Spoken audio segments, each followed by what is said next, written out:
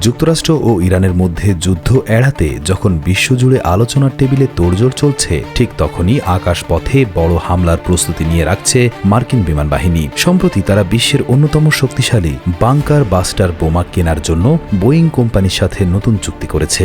গত জুনে operation midnight hammer নামে একটি অভিযানে ইরানের পারমাণবিক স্থাপনাগুলোতে ডজন খানেক বিশাল এই বোমা নিক্ষেপ করেছিল যুক্তরাষ্ট্র। ফলে তাদের ভাণ্ডারে এই বোমার মজুদ কমে গেছে।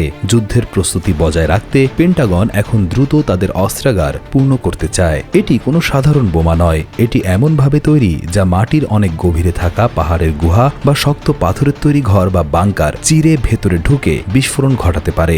মাটির নিচের পারমাণবিক কেন্দ্র ধ্বংস করতে এটি আমেরিকার প্রধান ভরসা। বোয়িং কোম্পানি গত 18 বছর ধরে এই প্রযুক্তি নিয়ে কাজ করছে।